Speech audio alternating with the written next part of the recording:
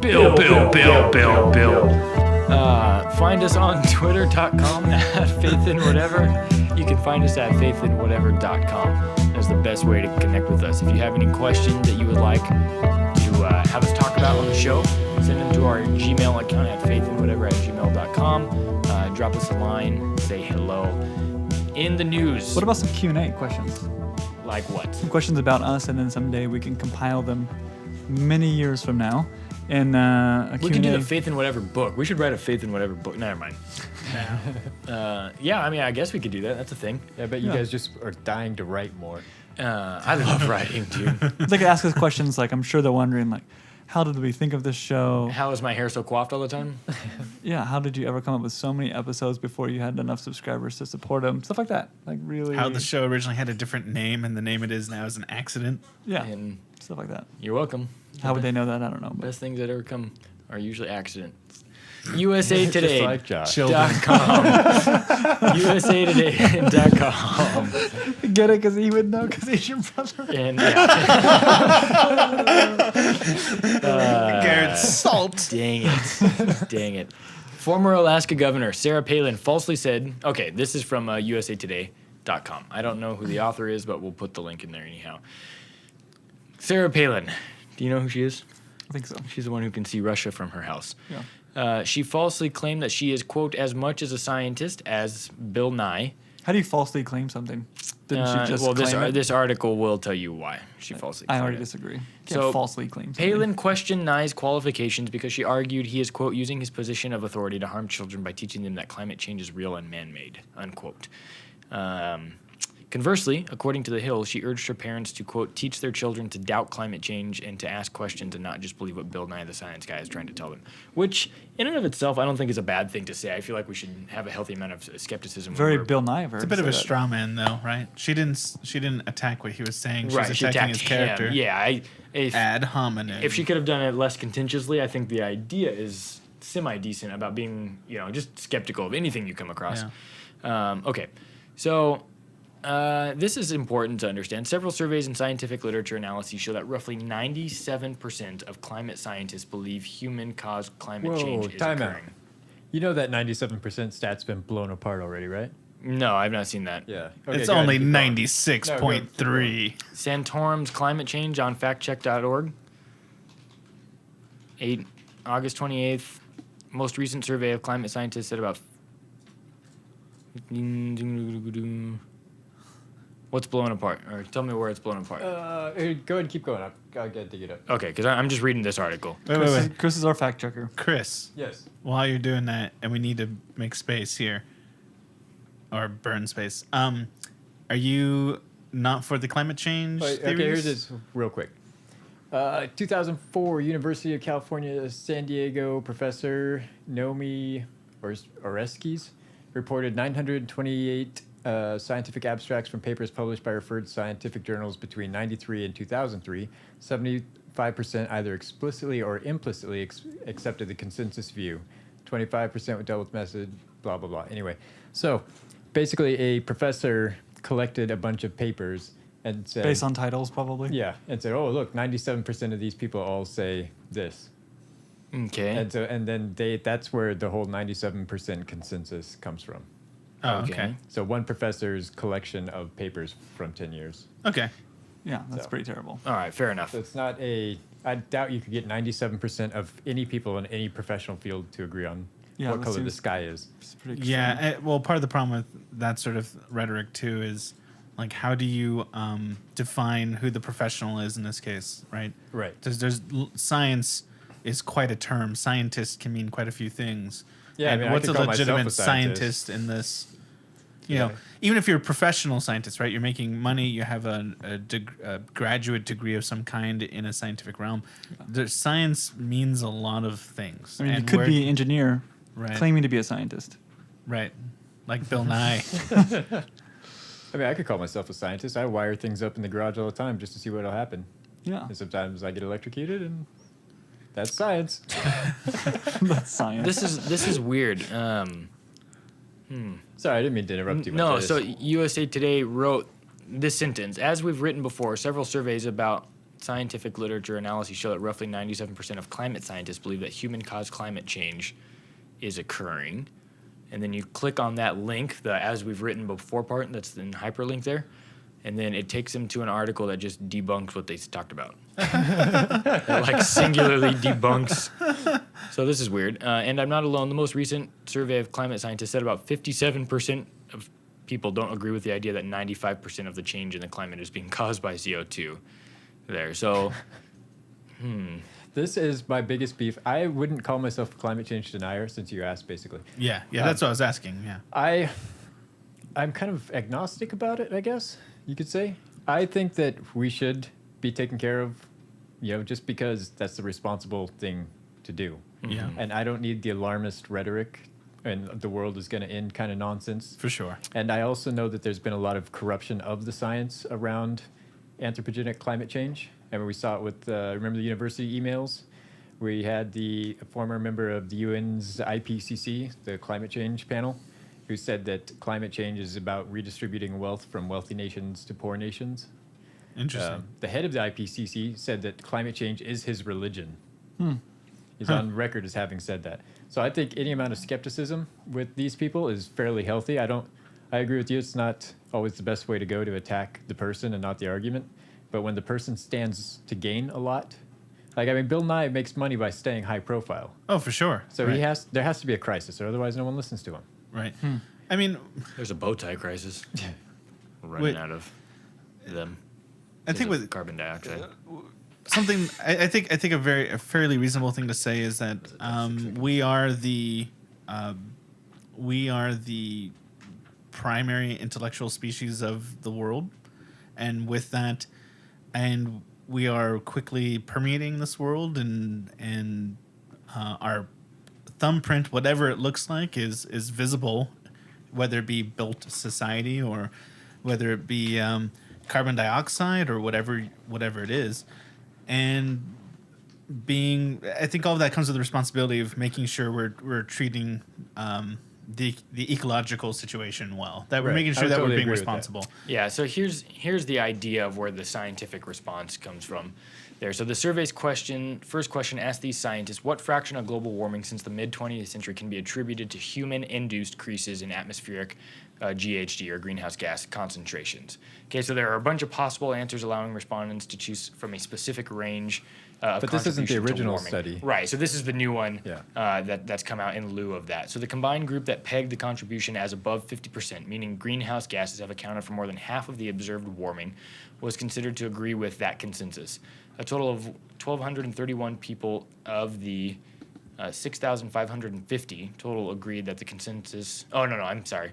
1,868 people went out in this secondary survey. 1,231 out of that 1,868, or 66%, believed that. So Verrigan said that the authors found a consensus between 79 and 97%. So that 97% Somewhere in there. statistic comes from these two possible responses to that question, which were unknown and I don't know, which the authors called undetermined responses. And a large number of people selected these options, and then 9.9% said unknown and 8.8% said I don't know. So they counted those unknown responses basically as like out of the equation. Well, then there's also documented cases of people who disagree being run out of their jobs. So another thing that just goes to show you, if you are a friend of the podcast listening to us right now, double check.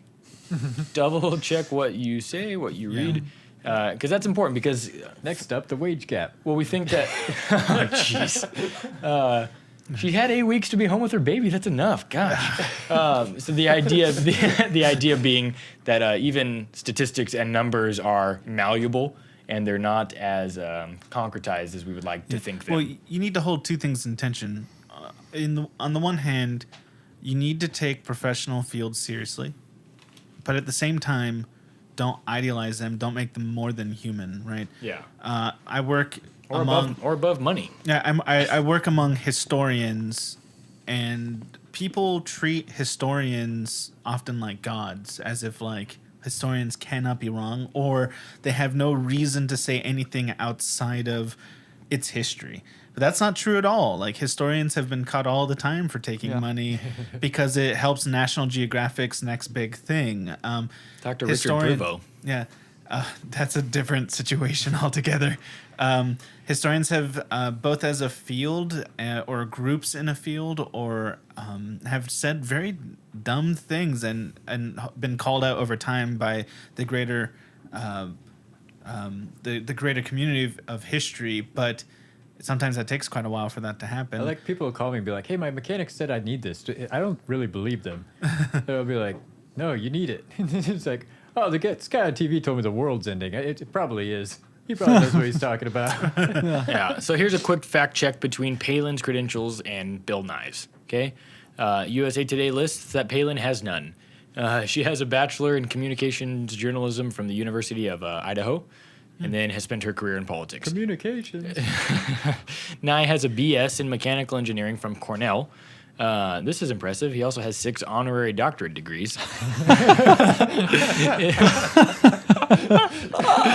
including the joke PhDs of the PhD in world. science from Goucher College and Rensselaer Polytechnic Institute. By the way, a thing about honorary doctorates, those tend to be advertising employees by the university Yeah, themselves. they don't count. Right. Well- Chris, our sound engineer, has a doctorate of immortality. I haven't gotten it yet. And you're finishing. You're waiting for the Yeah, dissertation to I'm go through. working on it. Yeah. Well, but the reason why Goucher gave that degree is so that when people read up on Bill Nye's history, that their name will he's affiliated be with Goucher. officially part of Goucher. That's honorary degrees are much more the technique of universities to get their name on certain people than They're called academic advertising. right. Yeah.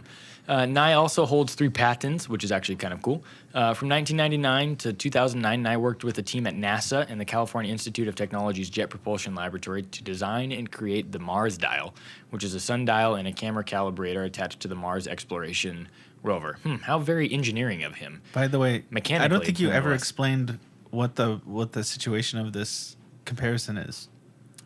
I Yeah, did. you did at the beginning. Yeah, from Palin. Well, we I started to talk rudely about interrupted Palin, him. and then we went way. No, when Palin aside. falsely claimed that she is as much as a scientist as Bill Nye. Yeah, I think we mentioned Yeah, Palin. yeah, and yeah. then, No, I talked about that. You might be right. I Yeah, you mentioned that. it at the beginning. I'm I remember, positive I before I mentioned interrupted rudely. And so, interestingly, Check the tape. and yeah, We will. you'll find it. So this is interesting. Rush Limbaugh in 2013 said Bill Nye is not a scientist.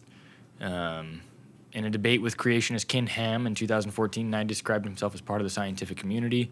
So this is interesting here. Nye also holds 3 patents, none of which seem to be scientific Is related. it ballet shoe? I mean, they do. Yeah, where is it? I'm looking for the well, patent. invention is scientific, but again, that's the problem with the term. It's murky. Yeah, What do you redesigned mean when ballet you say toe shoe. science? Oh, a digital abacus. That's cool. You would like that. that and sounds then- useful. And then an educational lens. What is that? That doesn't even. I don't know. And he's written 2 books on science, including Undeniable and Unstoppable, which cover evolution and climate change, respectively. Unstoppable. So why are we even trying? And then he's also he's drinking acting Mary. as CEO of the Planetary Society and teaching as professor at Cornell. So is it his fault that Pluto's not a planet? Yeah. So there's that. Well, I think Palin. We're big fans of Pluto here. I think Palin has a valid point. If someone were like quoting Bill Nye for pure scientific rhetoric, I think that As stated by Bill Nye, I- said no one ever. I think Actually, she, saying a lot of people lately. Well, I think she has a valid point. Going, hey, I mean, if you're trying to, I don't know, who knows in the context in which she said this, but I'd be a little frustrated if someone's trying to throw someone's sites or quotes. You have at a degree me, and they're in not even. journalism, and he has a degree in mechanical engineering. You but- are not as much of anything science related. No, but as maybe he they were is. trying to say Bill Nye says such and such on climate change, and she's like, well, he has no more authority to speak on climate change as she does, which that probably isn't true, but to some degree, there's some truth there. I don't think it's true at all. I think that's completely fake, or untrue. I guess isn't fake. Is not necessarily the opposite of true. Okay, and so here's a. Chris, is this article? Do we have a little bit of time to go into this article? What? Milo's article? Yeah. Well, honestly, I kind don't of think you agree really with Garrett can. on here. Okay. I think Bill Nye is a great entertainer, and I think that I don't know a ton about him in the present day, but in the past he's been a great educator of science. But he's being thrown around on the popular level as a scientist, when instead he's just a great He's voice. rising to the same ranks that Neil deGrasse Tyson holds. Right. Neil deGrasse Tyson is an astrophysicist. Right, then that's Right, what I mean. right. And that's the problem. He's trying to be on the same level as. I don't even know if he's trying No, to the be. internet is kind of elevating him to They're, such. they're George Takeiing him, right? Yeah. Into the science throne of the my. internet. Well, Oh that my. might be a stretch. I Well, I mean, looked he up- did have a science educational show for 15 I looked up the years. definition of scientist, in case anyone was wondering the actual. Does that mean I'm a scientist? A I'm person excited. who is studying See Sarah or has Palin. expert knowledge of one or more of the natural or physical sciences. Well, mechanical engineering is a alright. physical science. Well, that definition just gets at the problem that it's really hard to define scientist very so specifically. you just looked in the dictionary and found That we're all nothing. scientists. Because even if, I mean, I was tempted for a moment to Even say Sarah Palin. what makes a scientist is somebody who professionally follows a scientific method, but that doesn't even really get to it because there's lots of sciences where the scientific method doesn't need to be employed. Right. Not this is an argument against the method. The method's great, but it's just what is science? That's a hard thing to really get That's in at. our next segment. We're going to be talking about what is science. Jesus. I want to take you guys through America's Best- 5 stages the of best Trump scientist grief. ever. America's 5 stages of Trump grief. Okay? On theweek.com by Becca Stanek. This is great. So We need to just have him on the show. Bill Nye? D-Trump? Trump. Oh. No. He'd probably come on. And If you talked about him enough, he's like Candyman. Right? He's Look in the mirror. still your That's a, Stays that's a real enough time scientist to right show there. up. Michio Kaku. Michio Kaku. Michio Kaku. After Donald Trump has swept through Florida, Illinois, and North Carolina this month, it seems like he's going to win the RNC. So I thought this was pretty fun. This is America's 5 stages of Trump grief through 23 headlines. So what's the first stage of grief? Denial. Denial, right? It's also a river in Egypt. Stop pretending. Donald Trump is not running for president. New York Post, May 30th, 2015. Why Donald Trump isn't a real candidate in one chart. 538, June 16th, 2015. So all these headlines are from 2015. Donald Trump is running for president, and it's going to be so hilarious. Most Americans don't consider Trump a serious candidate from the HuffPo. I love Huffington Post. It's just garbage. The real It's reason fun. why Donald Trump will never be president, from Vice. our friends at Vice, they're not a fringe. Okay, what's the second stage? It's okay, they're almost out of. Yeah, never mind. What's the second stage of grief? Bargaining? Oh, this is a nice watch. I think acceptance comes before bargaining, doesn't it? Nope. No, acceptance is the end of it. Oh. Yeah. What is it? Anger. Oh, yeah. From 2015, I get all these. Trump is the bad deal for the GOP. Republicans try to cancel the Donald Trump show. GOP ganging up to trounce Trump. And then my favorite, okay, this Trump thing isn't funny anymore. The Daily Beast. Stage 3, bargaining. Yeah. Surprising number of Republicans think Trump is their best hope in 2016. Private memo lays out how the GOP would deal with Trump as its nominee. Trump may be a bigot, but to the GOP, he's still better than Clinton. Just dear Lord, how do you say something like that in a headline? Okay, America, please don't do this to us.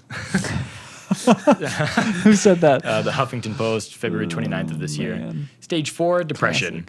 Donald Trump is a huge embarrassment for America. Trump's nomination would rip the heart out of the Republican Party. 3 scariest words, President Donald Trump. GOP wakes up to the Trump nightmare. And then, all right. Stage 5 is acceptance. Ron Paul admits Donald Trump, not his son, will probably be the GOP nominee. Republican elites surrender to Trump. Surrender. President Trump is now a possibility, Beat and them it's into submission. and it's terrifying. It's not that terrifying. Robbins, it's over. Trump is going to be the Republican nominee. That's over. Donald Trump, Hillary Clinton nominations look likely after big wins. And then finally, Donald Trump is unstoppable. So whatever that means Our to nation you. has weathered worse. And Ever the optimist, Chris Carmen. I mean, I agree to that. I just think that maybe I'm in the depression stage before I'm in the acceptance. I'm voting for Johnson. I see a Gary lot of. Johnson. We just need to get to that 5% mark. I don't So even that know way who your that vote is. would actually Third way. count. Yeah. Who is that? Gary Johnson is a Libertarian nominee. All right, fine. I'll vote for him. I say James? the silver lining. James, here. are you voting for? I'm trying to marshal votes for Johnson on this show. Are you in? Nope. Oh. I say the silver lining here is that because of this election cycle, nothing's ever going to be the same again for the Republican Party. That either they're going to make great improvements for the next time around, or something's going to really shake them up and break them, or they are being shaken up now, and it's going to result in a breaking apart of the status quo, Yeah. and hopefully a rebirth into something that's really good for the country.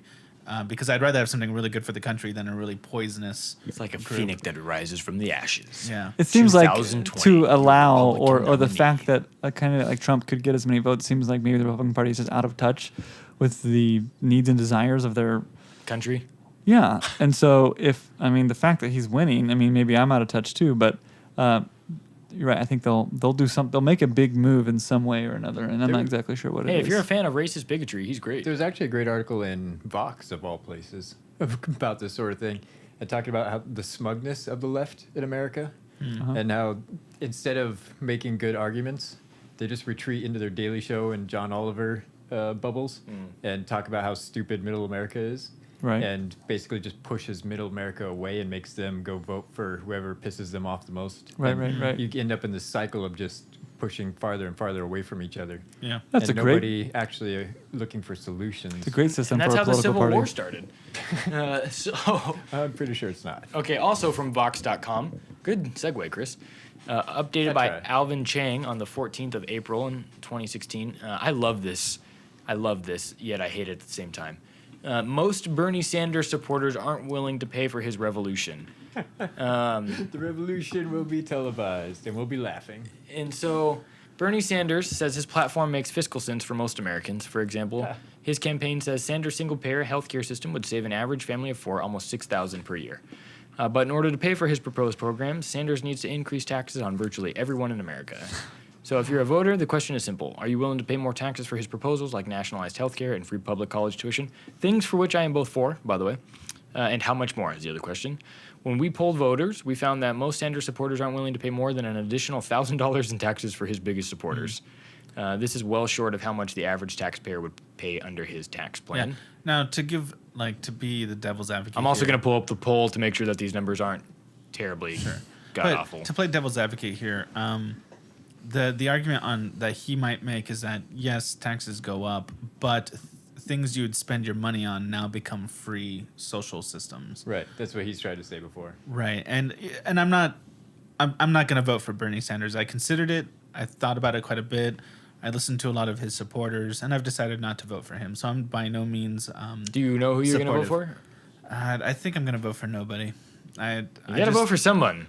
No, I don't A have to. vote for nobody actually. is a vote for Trump.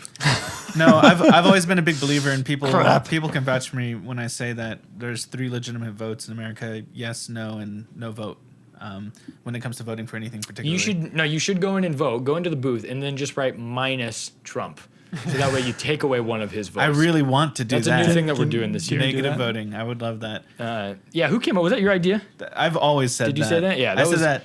That You said that on this show. yeah, that how voting should work when it's deciding between candidates is you should get one vote, and you can spend it as a positive or a negative. Yeah, that's what it is. So you can vote positively for somebody, or you can take a vote away from somebody, but you only get one. That'll help bridge the divide between. But I've often been more clear about who I don't want. Can you than imagine who the I people do who could want. win if you did that? I mean, just like imagine that this small amount of votes someone would need if everyone instead focused their votes on negatively voting for someone. So, like, let's just say people try to cancel out Hillary, and then someone ridiculous becomes president because they only got 5% of the votes or whatever, but it's because everyone else just spent their vote trying to downvote somebody else. But imagine like with the present like Republican situation, right? That there was near the end of the primaries, there's 5 we'll call viable candidates, one of them being Trump, and the other 4 were splitting a lot of the reasonable Republican votes. But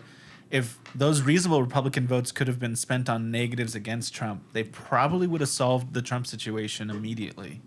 But instead, potentially no, though, and potentially because the reasonable vote wouldn't have to be split between 4 people, they could have come together as a negative vote, right? Making Correct. space for the rest.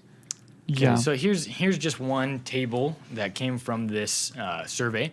Okay, so this says, and as a portion of your income, how much more would you be willing to pay in federal taxes each year for each of the following These are programs? specifically So Bernie they went through Sanders 18 supporters. different questions, okay? Yeah, and these supporters are just, okay, so at the very beginning, let me just read the outcomes of the poll here, just real quickly. So their methodology, right, what they talk about is that the poll was conducted from April 8th through the 11th of 2016 among a national sample of 1,975 registered voters.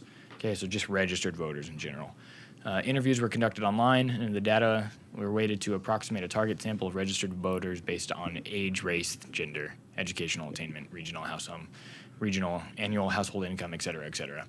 So very basic. Did you say 1,900 and something? Yeah, 1,975. And this was on the internet? Yes, via the interwebs. I've never understood when you use the internet as your mode for conducting a survey, why only have 1,900 people? Why not use more? Well, it used to be you had to use small numbers for polls because you're having to make phone calls, and it's hard to call 100,000 people, right? Mm-hmm. But if you're using the internet and you're using technology, now you have no excuse, in my opinion. Anyway, Yeah. sorry. So around 80% of the Sanders supporters are willing to pay more in federal taxes for universal health coverage, compared with about 70% of Clinton supporters and about 40% of those supporting a candidate. Republican candidate. Yeah, Republican candidate. Free public college, again, 80% of Sanders, 60% of Clinton, and 40% of those supporting Republicans. Here's the kicker. 2 in 3 Sanders supporters said that they don't want to pay more than $1,000 or at all for universal health care. 2 out of 3. 2 out of 3. 66%, according to this survey, said that they wouldn't be willing to pay more than $1,000 in taxes or for universal health care. This includes the 8% of Sanders supporters who aren't willing to pay anything at all.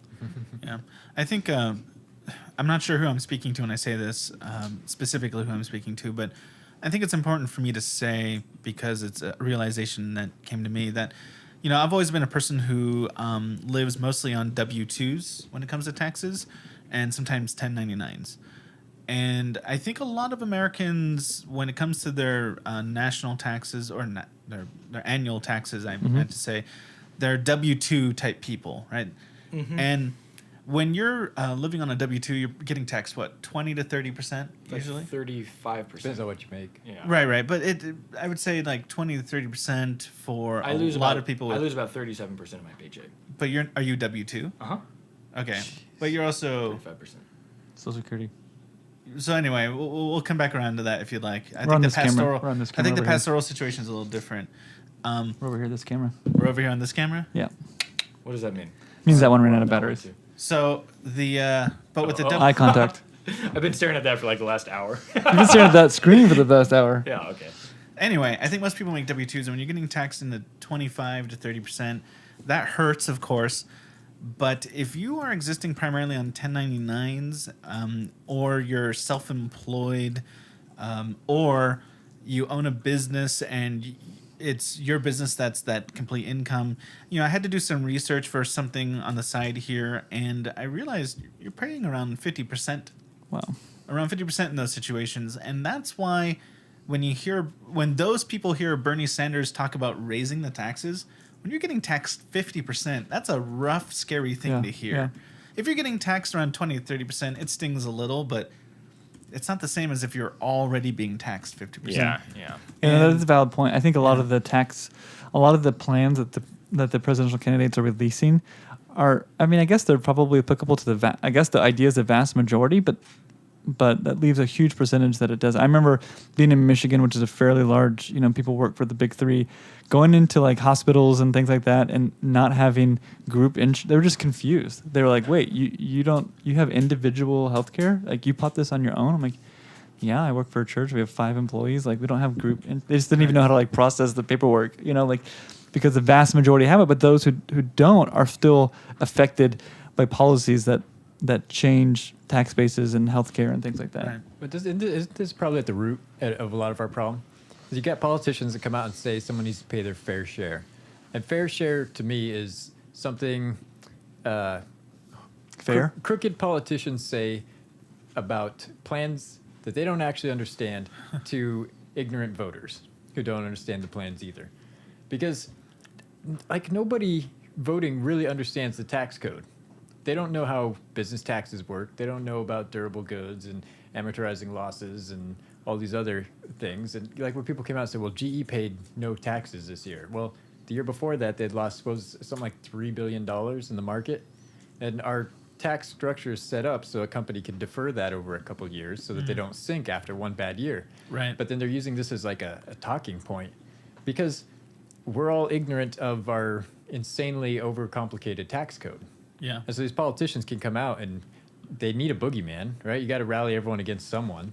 So for Bernie Sanders, it's, the billionaire class. And for Donald Trump, it's basically anybody who's of a different race or country or gender or there's a lot of boogeymen on Donald Trump's side. But they're doing the same thing, right? It's Bernie Panders. Yeah, I agree. Panders Sanders. Yeah. That's a good nickname. That's valid. So this also speaks to the idea of like just, and I don't know, maybe this is a millennial thing. Maybe I'm just being a generalizationist. No, it's a human thing. I might be hyper generalizing. But I think a lot of my friends and a lot of people I know personally, which, I know a sample amount. I don't know, a million people or anything close to that. But the idea, like, of wanting to be a part of something without actually having to do anything. Right. I think if there's anything that I Going personally, as far as Facebook to be part of it. right, and just the internet social justice warrior, what do they call it? Keyboard warriors. Slacktivism. And Social justice warriors? and but just only behind a keyboard though. Oh. And it just it just frustrates me there. I don't know. I did some 1099 work last year for the thing, and I made about like $2,500, and then I had to pay like $800 back in taxes on that. Yeah, when you actually have to pay it yourself, it I is was- painful. I was like, man, that's 33. Yeah. That's 33% of what I made went back to taxes, and I don't mind paying that. It's a lot of money. It's a lot of money, and I don't mind making those types of payments. But I just wish it went somewhere that was going to be helpful. But anyway, that's another conversation for a different time. If you are a person who is a supporter of Bernie Sanders, let us know what you think. Are you willing to pay more of your fair share for Bernie's revolution? I'm putting this onus on those of you whom I know personally who are Sanders supporters, and I know about 10 of you that I'm thinking of right now. So I'm going to text you after this segment and tell you to respond. So follow us on facebook.com/faithandwhatever. Find us at faithandwhatever.com. We would love to connect with you there.